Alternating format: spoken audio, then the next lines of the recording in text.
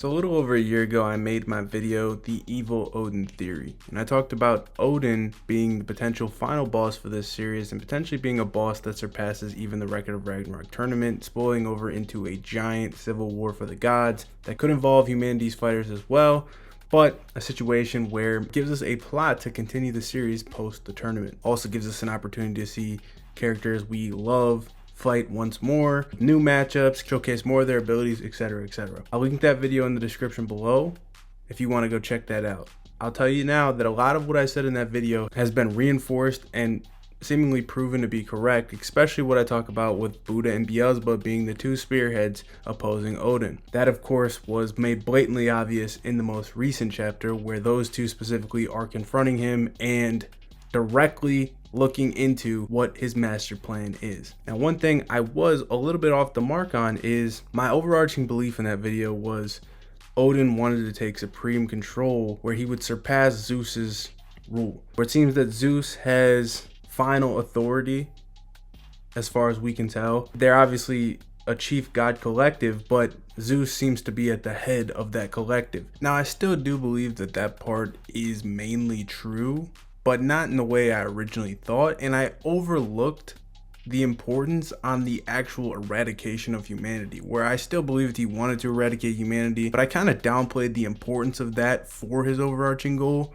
where it seems that that is actually a massive deal in him succeeding with his plot. My thoughts originally were that Odin had kind of allowed Ragnarok to take place because he wanted to seize control by way of the Greek gods losing. Obviously, that was a pattern that was happening early on in the series with Hercules, Hades, Poseidon all losing, Zeus being the only Greek to win. But that kind of got stifled when Apollo won because part of my prediction was Apollo was going to lose. Never expected Apollo to be as strong and cool as he was shown to be, but it made me reassess. And with what we find out this chapter, I think it's now more clear than ever what the truth really is, and in this video we're going to talk about it. As always, if you're enjoying the content like this and want to see more Record of Ragnarok content every single month, make sure you subscribe to this channel and ring that bell. So the big thing this chapter and the big revelation came from two investigations into Odin. One by Beelzebub, one by Buddha. And it's important to note that both Beelzebub and Buddha were very interested to hear the other's detective work. They were both interested to hear the other's theories, and now with their combined knowledge, if they get out of this Odin encounter, they're probably going to make much more progress as to finally pinning down the exact details of what Odin is doing. Buddha was more of a surface level investigation where he is kind of finding out and putting the pieces together on connections. The big one being, of course, Siegfried, who was wrongly imprisoned and actually has ties to Hilda, who's obviously spearheading humanity's rebellion. Buddha also deduces that Siegfried is not just some random as far as connections to Odin. He has some kind of importance to Odin to where Odin did not want to just annihilate him. He wanted to preserve him and imprison him, which is out of character for him, as most people that oppose Odin just end up dead. I've talked about this before, but it does seem that Siegfried is going to be related to Odin, whether he's a son, grandson, or some kind of descendant as he is in Norse mythology. That could be what that's referencing. It's also very possible that Siegfried holds a secret that Odin needs, or maybe he has some kind of power that Odin either wishes to extract or use to further his plan. Now, the more interesting investigation with revelations this chapter was what Beelzebub said. Beelzebub has deduced that Odin is trying to resurrect the genesis of the universe, Arche. And he says specifically the primordial god, the being that exists at the beginning of the universe. And I want to give a shout out to Darius, who commented in one of my videos. I saw this comment and it made me think, because I was initially speculating, who could this be? Could this be referencing, maybe the Christian God, because there's a lot of evidence for him existing in this verse. But then,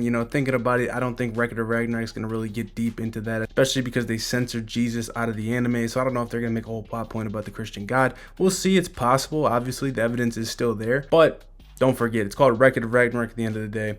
And if it's Odin trying to resurrect this person, I think it's going to tie more into the Norse. And with Darius's comment here, he mentioned Ymir. Now, this prompted me to go look into it. And yes, Ymir is essentially the first being that existed in Norse mythology. Ymir's death was essentially what allowed humanity to be born.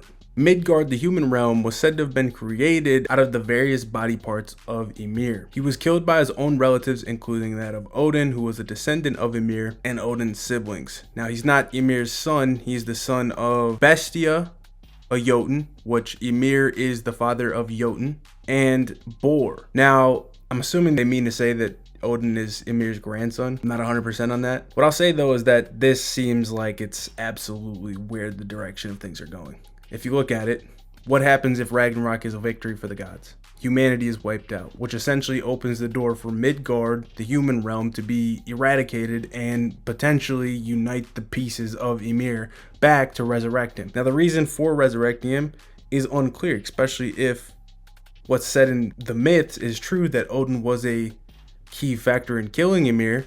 Why would he want to resurrect something that he himself got rid of? Seems there's a couple possibilities. Maybe they're going to change that storyline. Maybe Ymir wasn't killed by Odin in Record of Ragnarok, or maybe Odin wants to just bring back the power of Ymir without actually bringing back Ymir itself. Maybe he can harness that power himself, where he knows some kind of way to eradicate Midgard and then absorb the power of Midgard, which essentially would be the power of Ymir. A lot of ways this could go, and I'm more intrigued than ever before in where we are headed. That obviously makes it clear why he was upset when Buddha was initially a traitor, where if humanity wins, Midgard doesn't get eradicated, Midgard stays alive, and Ymir cannot be resurrected. But it also makes me pose the question, because as I talked about in my original theory, it seemed that Odin was allowing Ragnarok to take place in general, given the fact that, the Valkyries are under his domain. They obviously fear him, they fear Thor, and at any point with the dialogue we've got from the likes of Beelzebub, where it's like Adamas was planning on killing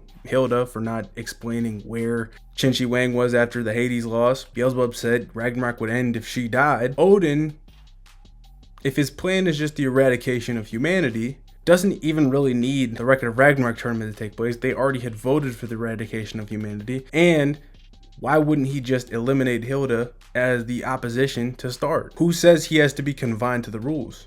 There's a couple explanations. One, of course, could be that he is confined to the rules because he's not the only chief god, right? To where it's like, if he goes against the rules, especially where Zeus was allowing this Ragnarok tournament to take place, the other gods could potentially turn on him and get privy to the fact that he is actually up to no good, where he is trying to resurrect a being that could potentially spell the end for even the gods. This is further reinforced by the dialogue between him and Beelzebub after the Hajin Buddha fight, where he said that he was waiting a long time for this, probably referencing the fact that humanity's eradication has been voted on many times, and every time they voted against it all through these years. And finally, at this point, there is a means to an end where Ragnarok spells the end for humanity. If the gods win, that's it. Alluding to the fact that he was biding his time for the right opportunity, as he does not have the power to just overwhelm all the other gods. So that's one possibility, and is probably the most likely possibility, as it's the least far reaching. But there's something else that could be at play as well, which I think would be pretty cool. It's a possibility that it's not just the eradication of humanity, but potentially some kind of sacrificial ritual that's taking place in Ragnarok, where, if you guys know, when the characters die, they turn into some kind of green crystal and kind of just evaporate away. The interesting thing about this, though, is that it's not just humans. These humans are essentially demigods at this point because they've merged with their Valkyrie. So it's the life of a Valkyrie plus a human that kind of creates a new being. And gods that are dying all get sacrificed to the same place. Told these souls are going to Niflheim and basically eradicated forever. They have no chance of returning. But who's to say that that's accurate? And potentially these sacrifices could play some kind of role. Now that definitely is a reach, and you'd have to wonder how that would all make sense. And would that mean that he's pushing for more gods to lose as well, to take it all the way to the final 13 or potentially 14? But it's something that's interesting, and would be a crazy plot twist if it was revealed that was the case. But I wanted to bring this video to you guys to kind of make note that now at this point, I do believe that the person and being that Odin is trying to resurrect is 100% Ymir, and humanity's eradication a prerequisite for that to be possible. And not only would it actually spell the end of humanity if humanity loses, but I think it's going to be a huge twist where it's actually going to spell the end for the gods as well. So in the end, the gods are actually fighting for their own eradication, which puts everything full circle. I hope you guys enjoyed this video. Drop a like on the video, subscribe for more, and let me know what you guys think, because obviously if I see your comment, it's interesting, I might make a video on it like I did here. Keep it locked here for all your Record of Ragnarok content every month. I'll see you guys in the next one. Peace.